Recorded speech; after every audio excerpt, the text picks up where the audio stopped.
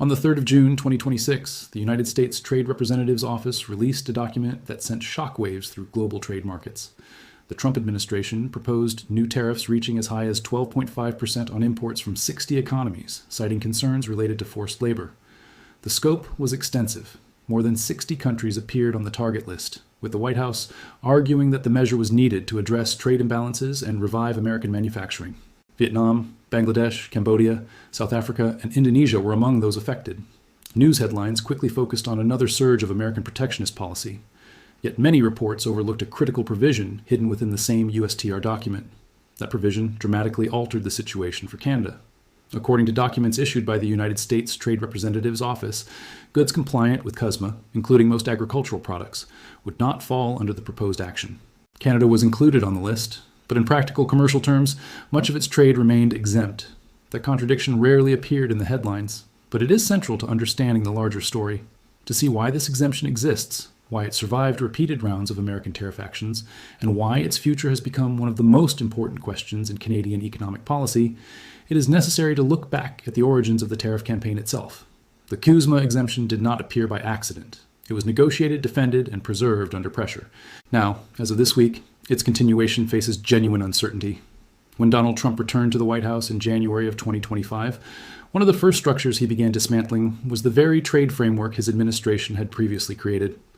The Canada-United States-Mexico Agreement, known as Cusma in Canada and USMCA in the United States, had been the signature trade accord of his first term. Trump personally negotiated the agreement, promoted it as a major improvement over NAFTA, and signed it into law. Yet by February of 2025, emergency authorities were being used to impose tariffs on the same partners the agreement had been designed to protect. In March of 2025, the United States introduced new tariffs under the International Emergency Economic Powers Act. The measures added a 25% tariff on most Canadian goods and a 10% tariff on energy products, including potash. The White House justified the action as a response to fentanyl flows and border security concerns. Canada's government immediately rejected that explanation. At that point, the story split in two directions. Only days after introducing those broad tariffs, the Trump administration revealed the limits of its own policy approach by granting an exemption. Beginning on the 7th of March, 2025, tariffs were suspended for goods entering the United States from Canada if those goods qualified for duty-free treatment under Cusma. To qualify, products had to satisfy the agreement's rules of origin requirements. This exemption was not offered as a gesture of goodwill. It reflected the realities of integrated supply chains. North America's manufacturing network, especially in the automotive industry, could not absorb a sudden 25% surcharge without creating immediate consequences inside the United States itself. Under Cusma, most American exports received duty-free access to the Canadian market. In 2024, at least 95% of United States goods exports to Canada entered under zero-duty treatment. A trade conflict with Canada, therefore, also affects American importers and factory operations.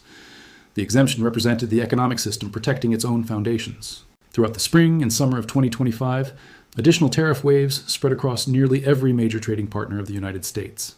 On the 2nd of April, an event the administration labeled Liberation Day, Trump announced the long-anticipated reciprocal tariffs. A minimum 10% tariff was imposed on all countries, while roughly 60 nations identified as the worst offenders faced additional duties. China, the European Union, and Vietnam received rates of 34%, 20%, and 46% respectively. The announcement captured worldwide attention. Financial markets fell sharply. Governments released urgent statements. Canada and Mexico, however, remained outside the newly announced reciprocal tariff framework. Once again, the exemption remained intact. As reciprocal tariffs were delayed, revised, and renegotiated throughout the summer, countries rushed to secure bilateral agreements. Meanwhile, data from the United States Census Bureau showed that 90% of Canadian goods entered the United States without tariffs as of July 2025. That figure deserves careful attention. While Vietnam faced tariffs of 46%, Bangladesh confronted rising duties, and India navigated difficult negotiations, 9 out of every 10 Canadian exports crossing the border moved without tariffs. The headline tariff rate for non-compliant Canadian goods had climbed to 35%. Yet the effective rate across Canadian exports as a whole remained far lower. The reason was the rules of origin system embedded within Cusma. Although technical in nature, its economic impact is enormous. The requirements differ by product category, but generally between 60% and 75% of a product must originate within North America to qualify for tariff-free treatment. In practical terms, a Canadian auto parts producer, a dairy processor, a canola exporter, or a software company selling services can avoid Trump's tariffs entirely if the product or service can be verified as containing North American content above the required thresholds. For the overwhelming majority of goods, more than 98% of tariff lines and more than 99.9% of bilateral trade between Canada and the United States, exporters can avoid certain tariffs by ensuring compliance with Cusma rules of origin. This was not a minor exception. It functioned as a near-complete shield covering most of the trade relationship between the two countries. The consequences quickly spread through Canadian corporate boardrooms during 2025. Businesses rushed to demonstrate Cusma compliance. Certifications of origin were filed. Supply chains were audited. Sourcing strategies were redesigned to ensure North American content requirements were successfully met. Laura Dawson, Executive Director of the Future Borders Coalition, described the compliance requirements as detailed and demanding. She characterized the process as labor-intensive and time-consuming, noting that it had become the standard reality facing Canadian exporters. The administrative burden was significant, yet the alternative was far worse. Companies could either complete the compliance process or face tariffs of 25% or 35%, while competitors in qualifying categories avoided those costs entirely. Meeting compliance requirements became the cost of maintaining access to the market, and Canadian exporters accepted that cost. Roughly 90% of Canadian goods continued to qualify for exemptions by meeting Cusma rules of origin standards. RBC Economics reached a similar conclusion. According to its calculations, 89% of Canadian exports entering the United States in December were not subject to tariffs because they satisfied Cusma origin requirements. As a result, measures implemented under IEEPA affected less than 5% of total exports. Canada ultimately faced an average effective United States tariff rate of 3.1%. The lowest among all major American trading partners. That figure was 3.1%. In a global environment where Cambodia faced tariffs of 36%, Bangladesh encountered 35%, and the European Union had reduced its rate from 20% through negotiations, Canada's real tariff exposure remained at only 3.1%. That statistic rarely appeared in reporting about Canada's trade dispute. Yet, it should have been one of the first numbers highlighted. The industries where the protection did not apply reveal as much as the sectors where it remained effective. Cusma compliance shielded products from broad tariff measures. It did not provide protection against sector-specific tariffs.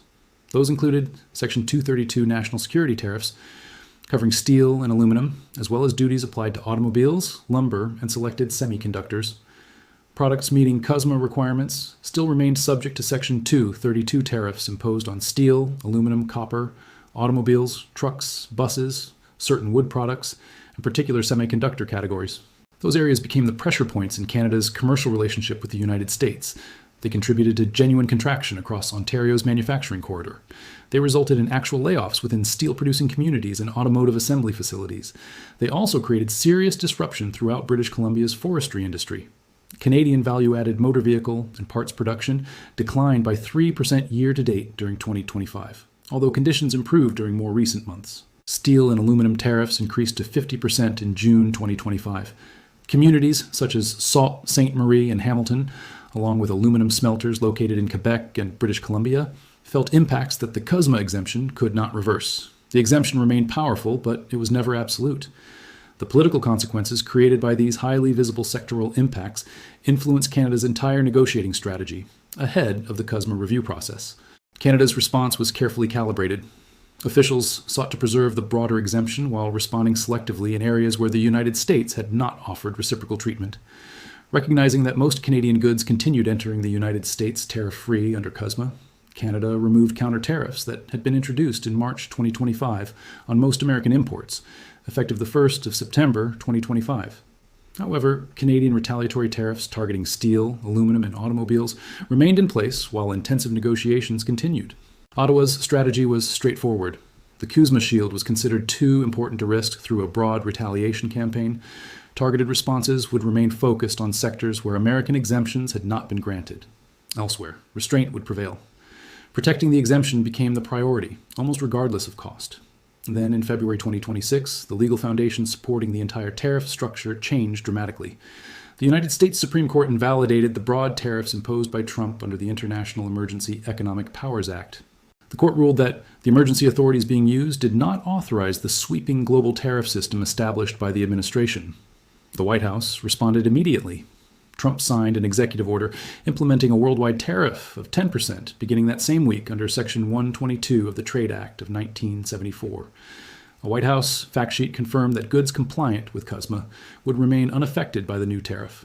The exemption survived the legal upheaval. A different legal authority replaced the previous one. A new tariff framework emerged. Yet Canada's exemption was preserved once again, written into official proclamations for a fourth and fifth time. Goods crossing the border while meeting Cusma requirements continued entering without tariffs, even after Trump's latest executive order. Matthew Holmes, Executive Vice President of the Canadian Chamber of Commerce, stated that the decision clearly demonstrated that Cusma continued to hold value. Canada also maintained one of the most favorable positions among major United States trading partners because of the continuing exemptions provided through Cusma. The first trade figures released after Liberation Day in April showed that nearly 90% of Canadian exports still entered the American market without duties. However, the Section 122 tariff carried a statutory expiration date. The temporary 10% tariff introduced on the 20th of February following the Supreme Court ruling was scheduled to expire on the 24th of July. The administration's plan for addressing that deadline led directly to the announcement made on the 3rd of June. The proposed forced labor tariffs under Section 301 provided a new legal basis. Another tariff wave targeted 60 countries. Canada was included in the announcement, but once again protected by the exemption language that continued appearing in each new measure. According to the proposal issued by the USTR and aligned with other tariff initiatives advanced by the Trump administration, the additional duty would not apply to products meeting Cusma rules of origin requirements.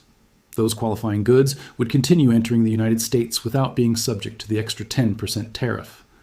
The central question now hangs over the entire situation. It is the same question that has shaped Ottawa's strategic approach since the election of Mark Carney. Can the exemption that survived every previous tariff wave also survive the Cusma review scheduled for the 1st of July? The Canada-United States-Mexico agreement will undergo its first mandatory joint review on the 1st of July 2026, exactly 6 years after entering into force. The review is not designed as a full renegotiation. However, it gives all parties an opportunity to evaluate how Cusma has functioned and to discuss recommendations for possible updates. If Canada, the United States, and Mexico unanimously agree to extend the agreement, it will remain in effect until 2042, and with additional reviews taking place every 6 years thereafter. If one or more members decline to confirm support for extending the agreement, the process changes immediately. Instead of a long-term renewal, joint reviews would take place every year until the agreement reaches its expiration date on the 1st of July 2036. Trade specialists have started referring to that situation as the certainty cliff. For Canada, it would not represent the worst possible outcome. It would be something closer to permanent uncertainty, 12 months of trade stability at a time, then another review, then another. Every investment decision, every supply chain commitment, and every hiring strategy across export-oriented industries would operate under the possibility of withdrawal. The worst outcome goes further.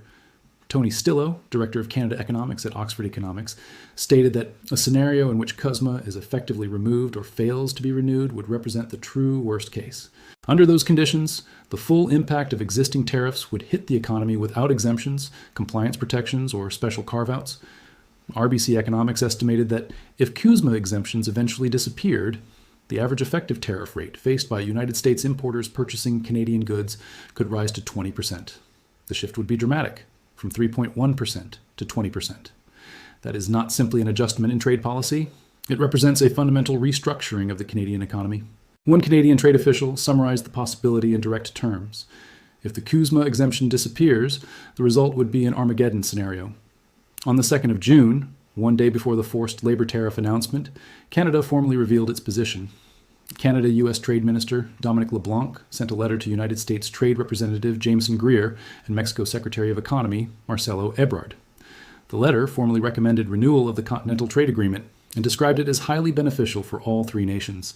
LeBlanc traveled to Washington alongside Canada's chief negotiator Janice Charette. One of Canada's primary objectives during the Cusma discussions is securing relief from Trump's tariffs, which Prime Minister Mark Carney has described as violating the trade agreement. Greer has consistently maintained, including during the previous week, that tariffs are now part of the landscape Canada must accept.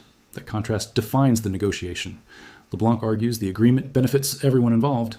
Greer maintains that tariffs are here to stay. The imbalance is clear. Canada seeks renewal because it would secure the exemption that currently protects 89% of its exports. The United States, following the approach of Trump's trade team, views the review as an opportunity to obtain additional concessions.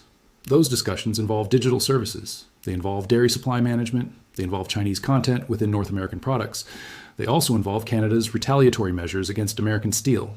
Statements from United States officials, especially Greer, indicate a desire to revisit portions of Cusma and suggest limited interest in extending it for another 16-year period. The Bank of Canada, in its April 2026 monetary policy report, based its central forecast on a stable renewal outcome. Its assessment projected that Cusma would be extended with only modest revisions, creating a new 16-year term lasting until 2042. Such an outcome would reduce uncertainty for exporters and strengthen confidence around integrated supply chains. Oxford Economics reached a similar baseline expectation.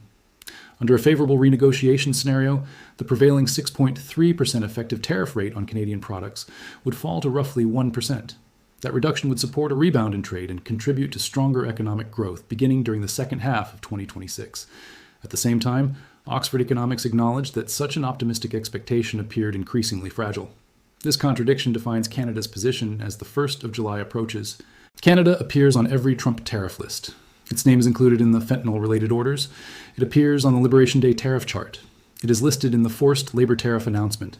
Every major headline places Canada inside the trade conflict. Yet, according to measurements from RBC Economics and the Bank of Canada, the actual tariff burden applied to Canadian exports remains among the lowest faced by any major United States trading partner. At the same time, changes are already underway. Canadian merchandise exports to destinations outside the United States increased 17% year over year during the 12 months ending in January 2026. Exports to the United States declined by 10% during the same period. Diversification is occurring. Tariff pressure is helping drive the strategic shift that Mark Carney has advocated since his campaign. Even so, the underlying reality remains unchanged. Canada continues to send the overwhelming majority of its exports southward. The agreement that makes that trade commercially viable will face review in 24 days. Since 2020, Cusma has supported approximately $2 trillion in annual trade among Canada, the United States, and Mexico. The Cusma carve-out, contained in Section 14 subparagraph L of Trump's own executive orders, has functioned as an unseen barrier protecting that trade, while 60 other countries absorbed the effects of America's protectionist policies. It survived the IEEPA tariffs. It remained in place after Liberation Day. It endured the Supreme Court ruling. It also survived this week's forced labor tariff announcement. The reason is straightforward. Removing it would impose costs on American importers. It would affect American states that rely on Canadian supply chains. It would impact American workers across the 22 states where Canada remains the largest source of imports. RBC noted that Cusma exemptions effectively reduce the average United States tariff burden by 6%. The greatest benefits are concentrated in those 22 states, where Canada ranked as the leading source of imports during 2025. The exemption is endured not because of generosity. It is endured because of economic mathematics. The review on the 1st of July will determine whether that calculation continues guiding decisions in Washington, or whether the political priorities of Trump's second term ultimately override it. One trade economist described the broader structural concern in simple terms.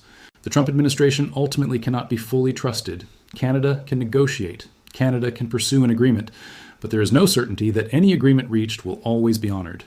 Canada's name appears on the tariff lists. Most Canadian goods remain exempt. Both realities exist at the same time. The document that connects those two facts is the Canada-United States-Mexico Agreement. It was drafted by Trump's first-term trade team. It was signed by Trump himself. And it is the agreement Canada will spend the next 3 weeks attempting to renew.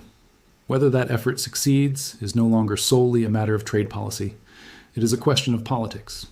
Inside this White House, political calculations do not always move in the same direction as economic logic. If you found this analysis valuable, follow for more in-depth coverage of global trade, geopolitics, and the economic decisions shaping the future of North America and the world. Please leave your thoughts about this content in the comments below. Thanks for watching. See you in the next one.